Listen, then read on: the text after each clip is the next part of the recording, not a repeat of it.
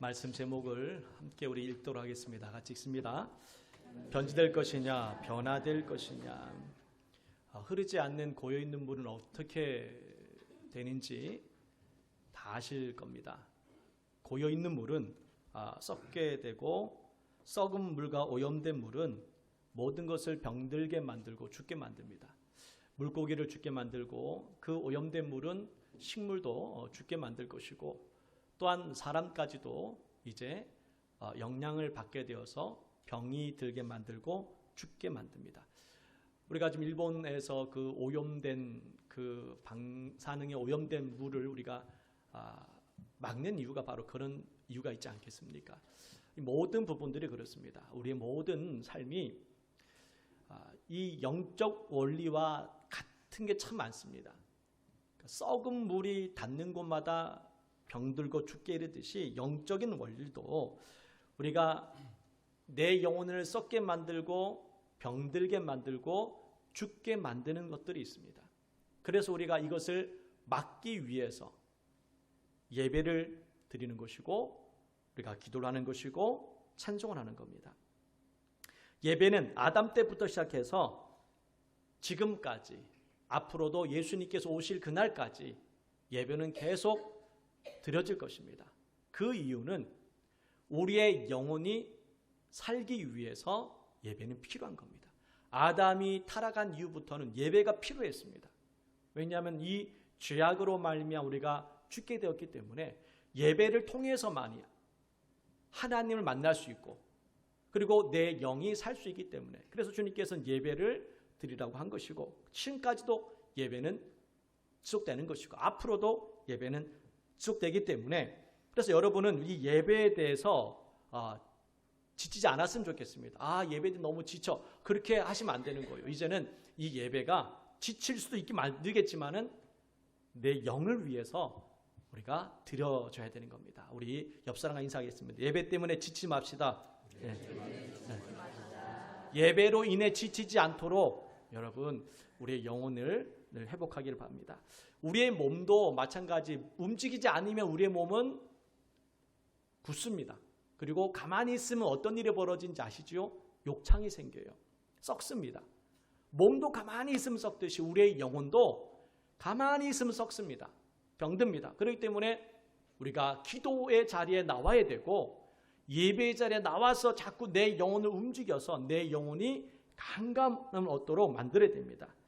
우리가 이 세상에 살아가는 것 자체가 죄를 짓고 있는 거예요. 나 죄 안 지었습니다. 제가 말하는 죄라는 것은 엄청난 죄를 말하는 게 아니에요. 우리가 말하고 듣는 것 자체가 죄가 되어버린다는 겁니다. 성경 이렇게 말씀합니다. 요한 1서 2장 16절 말씀에 같이 읽습니다. 이는 세상에 있는 모든 것이 육신의 정욕과 안목의 정욕과 이생의 자랑이니 다 아버지께로부터 온 것이요 세상으로부터 온 것이라. 우리가 보고 듣고 말하는 것들이 다 우리의 영혼을 변질되게 만든다는 겁니다. 죄가 아닐 수는 있어요. 근데 이것이 죄가 아니지만은 계속 듣다 보면은, 말하다 보면은 죄가 돼버린다는 겁니다. 그래서 우리의 영혼이 변질이 되는 겁니다. 가랑비에 옷 젖는다는 말 여러분 있지 않습니까?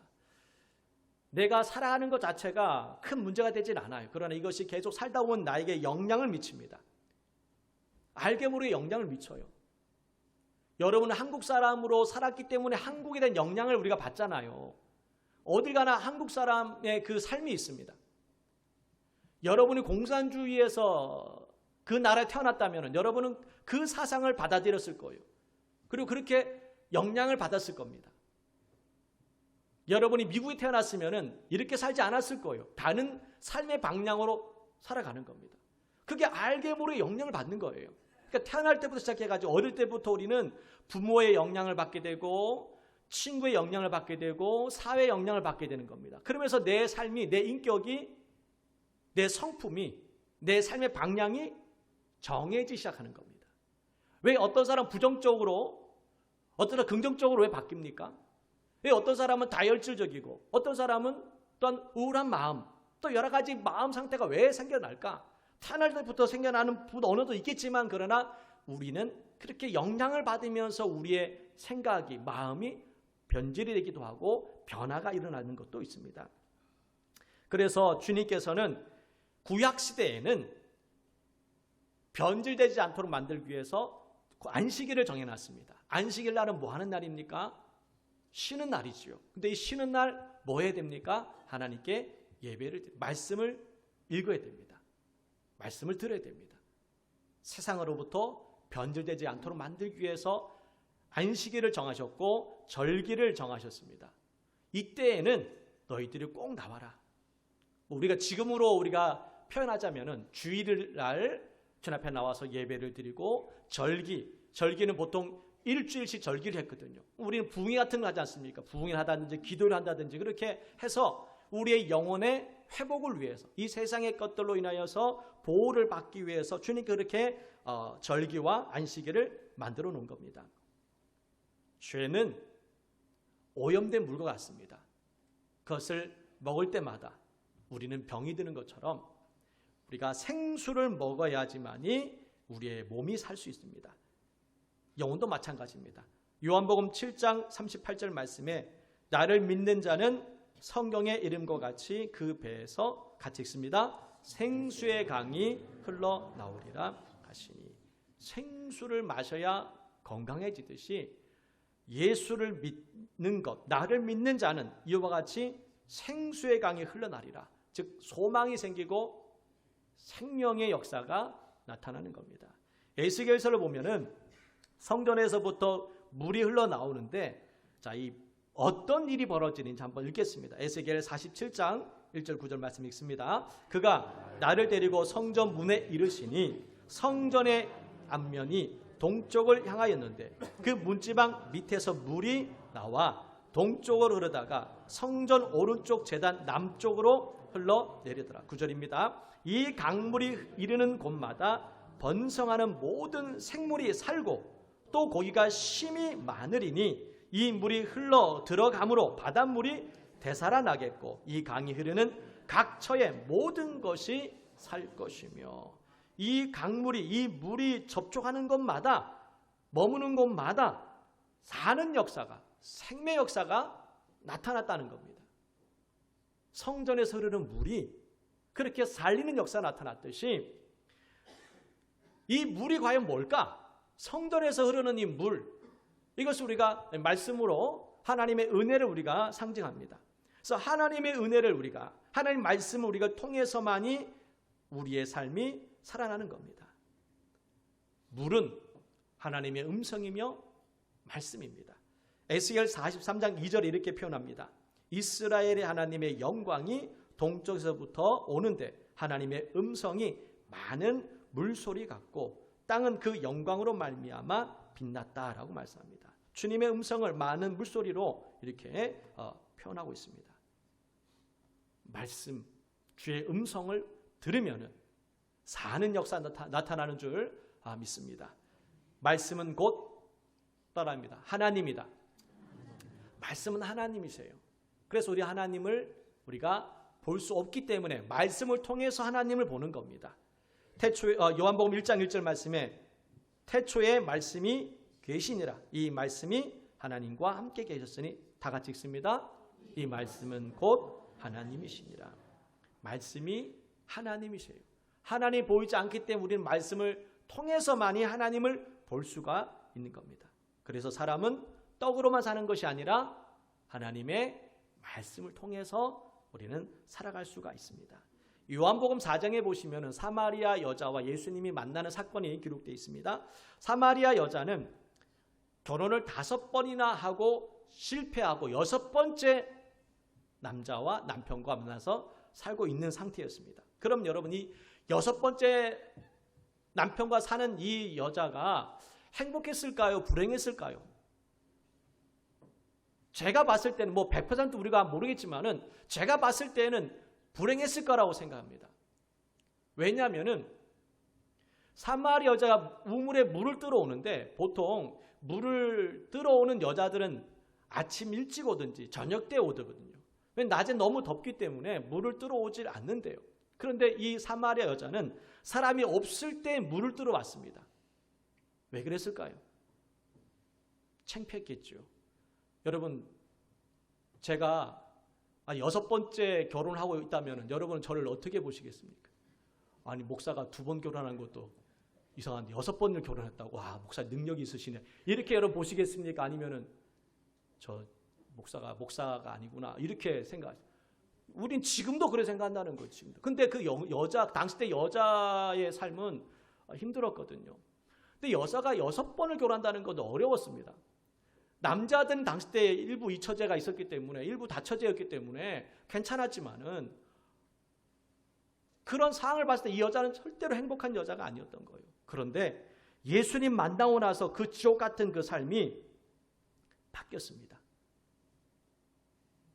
사마리아 여자는 예수님 만나기 전에는 그 인생은 불행했고 병들었고 고통 가운데 있었습니다. 그런데 생수 대신 예수님 만나고 나서부터 그 삶은 완전히 바뀌었던 것을 보게 됩니다. 요한복음 4장 14절 말씀 같이 읽습니다. 시작.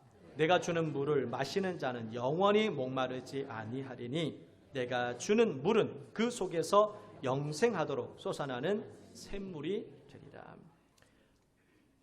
여태까지 사마리아 여자는 기쁨이라는 것을 경험하지 못했던 겁니다.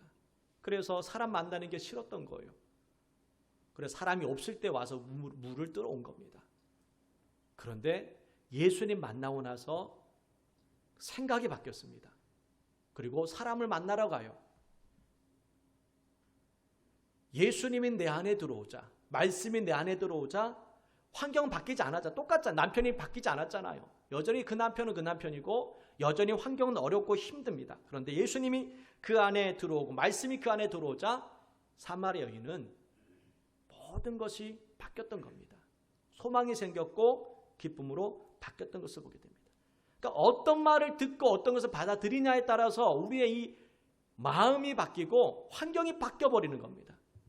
내 안에 변질된 것들이 들어오니까 우리는 변질돼 버리는 겁니다. 나쁜 말들, 세상에 있는 것들이 우리 안에 들어오게 되면 우리는 우리의 영혼을 변질시키고 병들게 만듭니다. 그러면 우리는 인생은 결국 죽게 되는 겁니다. 예수님을 만나야 변화가 일어나는 것이고 오늘처럼 우리가 말씀을 들어야 다시금 소생케 되는 줄 믿으시길 주의 이름으로 축복합니다. 골로새서 2장 8절 말씀 우리 같이 읽습니다. 누가 철학과 헛된 속임수로 너희를 사로잡을까 주의하라. 이것은 사람의 전통과 세상의 초등학문을 따름이요 그리스도를 따름이 아니니라. 하나님의 말씀은 나를 변화시킵니다. 그런데 세상의 학문들, 세상에 있는 모든 문화 또한 세상에 있는 많은 지식들은 우리의 영혼을 변절시킨다는 겁니다. 그래서 우리는 세상의 것들을 안 들을 수는 없잖아요. 그걸 들어야지만 또 세상을 살아갈 수 있기 때문에. 세상 학문 우리가 왜 배워야 됩니까? 그걸 배워야지만 이 세상을 또 살아갈 수 있기 때문에 그렇습니다. 그런데 문제는 그것을 배우면 배울수록 우리의 영혼은 변질되게 만든다는 겁니다. 그래서 말씀을 또 들어야 되는 거예요. 균형을 잡기 위해서 세상에 있는 문화와 이 하나님과의 이런 관계 가운데에 균형을 잡기 위해서 반드시 우리는 예배를 드리고 말씀을 들어야 되고 기도를 해야 되는 이유는 그렇게 하지 않으면 균형을 잡히지 못해가지고 한쪽으로 쏠려가는 겁니다. 그렇게 신앙을 좋았던 사람이 어느 순간에 하나님을 떠나버려요. 왜냐하면 세상의 것만 듣다 보니까는 그것을 끌려갈 수밖에 없는 겁니다. 주일이 왜 중요하냐면은 주일날 와서 우리가 같이 예배를 드리고 신앙을 나누고 찬송을 할 때 우리의 영혼이 이제 회복이 됩니다. 오른쪽으로 갔던 우리의 이 신앙생활이 오늘 이 예배를 통해서 다시금 내가 이렇게 살면 안 되는구나. 다시 이제 정상길로 돌아오는 겁니다. 그렇지 않으면 우리는 변질되기 때문에 그렇습니다. 예수님께서 씨 뿌리는 비유를 말씀하시면서 길가에 떨어진 씨앗은 이러한 사람이다라고 말씀하시는데 한번 읽어볼게요. 누가복음 8장 12절 말씀 읽습니다. 길가에 있다는 것은 그들이 믿어 구원을 얻지 못하게 하려고 말씀을 그 마음에서 빼앗는 것이요. 말씀을 듣는데 우리가 예배를 드리기 위해서 말씀을 듣고 있지 않습니까? 예배 시간에 말씀 듣는 시간이 제일 길잖아요. 어쨌든 이 말씀을 듣고 있는데 이 마귀가 와가지고 이 믿음이 생기지 않도록, 이 말씀을 들으면 믿음이 생기는 거거든요. 근데 믿음이 생기지 않도록 마귀가 와가지고 그 말씀을 그 마음에서 빼앗아 갑니다. 이 말씀이 귀로 듣잖아요. 귀로 들으면서 이 귀 가운데 들린 이 말씀이 우리 속에 내려오면서 이 마음 속에 쌓이게 되면 믿음이 성장하는데, 이 마음에 쌓이지 못하도록 마귀는 그렇게 역사하는 겁니다. 다른 생각을 집어넣습니다. 야, 저 말 진짜인 것 같냐? 다 거짓말이야, 거짓말. 뭐 이런 생각을 집어넣고 딴 짓을 하게만, 다른 행동을 하게 만들어요. 그렇게 해서 말씀이 들리지 못하게 만드는 겁니다. 그 마귀의 말과 마귀의 생각은 우리를 변절시키고 썩게 만드는 겁니다. 그리고 사람의 말도 마찬가지입니다. 그래서 마귀가 어떤 일 하는지 보면 요한복음 8장 44절 말씀 이렇게 얘기합니다. 너희는 너희 아비 마귀에서 났으니 너희 아버지의 욕심대로 너희도 행하고자 하느니라. 그는 처음부터 살인한 자요, 진리가 그 속에 없으므로 진리에 서지 못하고. 같이 읽습니다. 거짓을 말할 때마다 제 것으로 말하나니 이는 그가 거짓말쟁이요 거짓의 아비가 되었습니다. 마귀는 늘 가짜와 거짓과 속임수로 우리의 믿음이 성장하지 못하게 만드는 겁니다. 성령 기도회 때 한 주간 우리가 성령 기도를 했습니다. 많은 분들이 참석하셔서 같이 기도했는데 그때 제가 이런 말씀했습니다. 욥의 아내에 관한 이야기를 말씀하면서 욥의 아내가 욥에게 이런 말씀을 했습니다. 이런 이야기를 했습니다. 한번 먼저 읽고 말씀을 함께 나눌 텐데 한번 읽겠습니다. 같이. 그의 아내가 그에게 이르되 당신이 그래도 자기의 온전함을 굳게 지키느냐 하나님을 욕하고 죽으라. 자, 욥의 아내는 신앙이 참 좋았다고 생각을 합니다. 고난이 있기 전까지는 자녀들과 함께 예배를 드렸습니다. 여러분, 욥이 얼마나 믿음이 좋았던지, 여러분 이 자녀들을 늘 집으로 초청해가지고 같이 식사를 하면서 예배도 드렸습니다. 심지어 어떻게 예배를 드렸냐면, 혹시나 내가 모르는 사이에 자녀들이 범죄했을까봐, 우리가 알 수 없잖아요. 여러분 자녀들 다 관리를 못 하잖아요. 그래서 혹시나 이 욥은 혹시 내 자녀가 혹시 내가 모르는 죄를 짓지 않았을까, 그렇게 염려돼가지고 매번마다 야 집으로 모여라, 예배드리고 같이 식사하고 또 회개하고, 그렇게 이제 신앙사 했던 가정이었습니다. 그러니 욥의 믿음이 얼마나 좋고, 욥의 아내는 그것을 지켜봤잖아요. 아, 이 모든 것이 하나님의 은혜구나, 이렇게 예수를, 하나님을 잘 믿으니 이렇게 우리가 복을 받았구나, 그렇게 생각을 했습니다. 근데 갑자기 어떤 일이 벌어졌냐면은 환란이 닥치는데 10명의 자녀가 죽습니다. 천재지변으로 인하여서, 태풍으로 인하여서 10명의 자녀가 한꺼번에 죽어버립니다. 그리고 엄청난 재산, 상상할 수 없는 재산이었는데 도둑놈들이 와가지고 그 재산을 빼앗아가고, 또 천재지변이 일어나가지고 숫대밭이 돼버립니다. 여러분, 건물이 아무리 큰 건물이 있다 지진 나 보십시오. 우리나라 가장 큰 높은 빌딩이 롯데타워도 여러분 그 수천억을 들였지만 지진 나면은 다 수천억이 다 사라져 버리는 거거든요. 욥도 그랬던 겁니다. 그 많은 재산들이 천재지변이라서 다 사라져 버린 거예요. 욥은 병이 듭니다. 고통 가운데 신음하고 죽어갑니다. 그 모습을 욥의 아내가 봅니다. 그때 욥의 아내가 어떤 마음, 어떤 생각이 찾아왔을까요? 욥의 아내가 이런 마음이 찾아왔겠죠. 야, 하나님 이렇게 섬겼는데 이런 일이 너에게 닥쳤다라는 것은, 우리에게 닥쳤다라는 것은 결국 두 가지 뜻 아니겠습니까? 하나는 하나님이 없든지, 또 하나는 하나님의 능력이 없어서 우리를 지켜주지 못했든지, 둘 중에 하나잖아요. 욥은 그런 마음이 찾아왔던 겁니다. 이 마음은 누가 줬을까? 성경을 보게 되면 결국 마귀가 준 겁니다. 그래서 이 욥의 아내는 이런 생각 가운데에 빠져들다 보니까는 결국 어떤 결론을 내리느냐? 하나님이 없다라는 결정을 내립니다. 하나님이 있다면 우리에게는 이런 일이 생길 수가 없습니다. 죄를 지은 적도 없고, 또 죄를 지었다 할지라도 그렇게 속죄제를 드리면서 주님 앞에 예배를 드리는 삶을 살았는데, 욥을 봤을 때, 욥의 아내도 욥을 봤을 때 욥은 정말 성실하고 착하고 믿음이 좋은 사람이었습니다. 그런데 이런 일을 닥쳤다라는 것은 하나님이 없다라는 생각을 갖게 되는 겁니다. 그리고 오늘 이 욥에게 이런 고백했던 겁니다. 하나님 욕하고 축원하는 겁니다. 네가 그래도 온전하길 원하느냐, 온전함을 굳게 지키느냐라는 이 말씀은, 야, 네가 지금 이런 상황에도 하나님 있다라고 믿느냐? 차라리 죽어라고 얘기를 하는 겁니다. 자, 이런 상황에 처했을 때 여러분, 이런 상황까지 우리는 안 가겠지만은 또 각자마다 어려움은 찾아올 수 있잖아요. 그때 우리는 하나님이 없다라는 생각이 찾아왔을 때 어떻게 할 것인가? 그러면 우리가 하나님이 없다라고 생각을 해봅시다.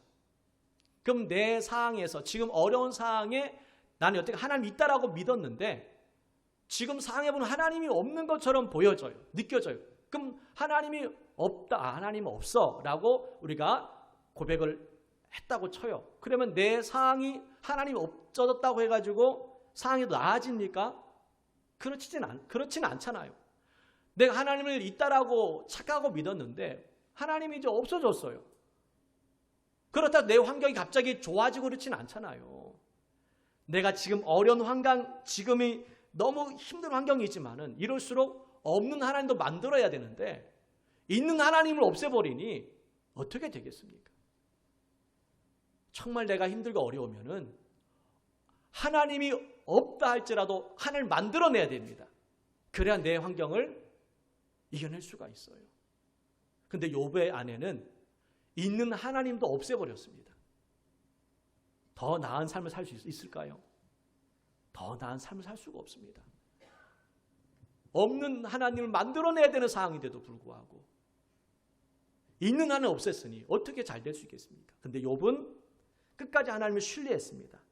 내가 지금 어려움을 닥칠지라도, 내가 힘든 상황일지라도 하나님 끝까지 믿었더니 결국 하나님께서 욥에게 갑자기 복을 주셨던 것처럼 우리도, 여러분, 생각이 이렇게 중요한 겁니다. 제가 말씀드린 이유는 이 생각이 얼마나 중요한지, 이 생각이 내 신앙을 붙잡게 만들기도 하고 하나님 떠나게 만들기도 하고 내 생각이 불행하게 만들기도 하고 행복하게 만들기도 합니다. 내 생각이 내 영혼을 변질시키기도 하고 변화시키기도 합니다. 그래서 저와 여러분은 다 이 세상 가운데 치우쳐 살 것이 아닙니다. 고린도전서 우리 15장 51절 52절 말씀 읽습니다. 시작. 보라, 우리가 다 잠잘 것이 아니요 마지막 나팔의 순식간에 혼연히 다 변화되리니 나팔 소리가 나매 죽은 자들이 썩지 않을 것으로 다시 살아나고 우리도 변화되리라. 다 잠잘 것이 아닙니다. 우리가 잠이 필요하지만 다 잠을 자서는 안 됩니다. 기도할 때 기도해야 되고 또 우리가 봉사할 때 봉사해야지. 우리가 피곤하다고 힘들다고 그냥 쉬고만 있다면은 우리는 결국 변질이 돼버릴 겁니다. 사울 왕을 살리는 것은 여러분 하나님 말씀에 순종하는 것이 살리는 건데 순종하지 않고 사람들의 말을 따르기 시작합니다. 그 결과 어떻게 된지 아시잖아요. 우리 말씀만 읽겠습니다. 사무엘상 15장 24절 말씀 읽습니다. 사울이 사무엘에게 이르되 내가 범죄하였나이다. 내가 여호와의 명령과 당신의 말씀을 어긴 것은 내가 백성을 두려워하여 그들의 말을 정종하였습니다. 실패의 시작이었습니다. 하나님의 말씀을 의지하고 말씀을 듣고 나가야 되는데 왕이 되고 나서부터는 백성들의 귀를 기울일 수밖에 없잖아요. 안 들을 수는 없잖아요. 백성들에게 존경받아야 되기 위해서는 이 백성들이 원하는 그러한 이야기도 듣고 또 따라야 되기 때문에 백성들이 원하는 것을 그렇게 했더니 결국에는 사울 왕이 존경을 받는 것이 아니라 실패한 사람이 되었다는 겁니다. 그래서 우리는 모든 말이 다 좋은 것은 아닙니다. 살리는 말이 있고 죽이는 말이 있고 우리를 살리는 행동이 있고 죽이는 행동이 있습니다. 갈라디아서 5장 19절부터 21절 말씀 한번 쭉 읽어보겠습니다. 읽습니다. 육체의 일은 분명하니 곧 음행과 더러운 것과 호색과 우상 숭배와 주술과 원수 맺는 것과 분쟁과 시기와 분냄과 당 짓는 것과 분열함과 이단과 투기와 술 취함과 방탕함과 또 그와 같은 것들이라. 전에 너희에게 경계한 것 같이 경계하노니 이런 일을 하는 자들은 하나님의 나라를 유업으로 받지 못할 것이요. 이렇게 살아가게 되면 나를 죽이는 겁니다. 절대로 열매를 맺을 수가 없습니다. 예수를 믿어도 여전히 죽이는 말을 하는 사람이 있습니다. 그러한 사람에게는 하나님의 은혜가 복이 임하지 않습니다. 우리는 이것들을 고쳐나가야 됩니다. 이 잘못된 습관과 잘못된 신앙관이 내 영혼을 병들게 만들기 때문에 우리는 살리는 말을 해야 되고 살리는 행동을 해야 됩니다. 갈라디아서 이어서 그래서 갈라디아서 5장 22절부터 25절 말씀 보면 우리를 살리고 기쁨을 주는 그러한 일들이 있습니다. 같이 한번 또 읽겠습니다. 시작. 오직 성령의 열매는 사랑과 희락과 평과 오래 참음과 자비와 양성과 충성과 온유와 절제니 이 같은 것을 금지할 법이 없느니라. 그리스도 예수의 사람들은 육체와 함께 그 정욕과 탐심을 십자가에 못 박았느니라. 만일 우리가 성령으로 살면 또한 성령으로 행할지니라. 살리는 말과 살리는 일들을 해야 살아날 수 있습니다. 말씀을 정리하겠습니다. 오늘 본문 말씀으로 다시 돌아와서 정리하겠습니다. 13절 말씀에 보면은요, 두 가지 악을 행했다라고 말씀합니다. 첫 번째 악은 뭐냐면은 생수의 근원 대신 나를 버린 것. 하나님을 버렸다. 하나님은 생수가 되셔요. 살리는 그러한 생수가 되시는 분인데 하나님을 버렸습니다. 또 하나는 뭡니까? 웅덩이를 팠는데 그 웅덩이를 팠는데 그 웅덩이가 어떤 웅덩이냐면은 물을 가두지 못할 터질 웅덩이였다라고 말씀하고 있습니다. 이 뜻이 어떤 뜻인지 잠깐 설명하면은 웅덩이는 이제 물을 이제 가두어 놔서 살아갈 수 있도록 만드는 겁니다. 이 이스라엘 지역, 이 팔레스타인 지역 같은 경우에는 물이 얼마나 귀합니까? 그래서 물이 항상 있어야 되잖아요. 살기 위해서. 그래서 웅덩이를 파서 물을 가다 놓는데 여기서 말하는 웅덩이라는 것은 그 물을 말하는 웅덩이가 아닙니다. 살기 위해서 뭔가 웅덩이를 파는 겁니다. 지금 우리로 지금 현재의 모습을 보게 되면은 여러분은 웅덩이를 파고 있습니다. 다 웅덩이를 파고 있는데 어떤 사람은 이 물질의 웅덩이를 파고 있습니다. 이 물질이 나를 살린다라고 생각하는 사람은 물질의 웅덩이를 파고 있는 거예요.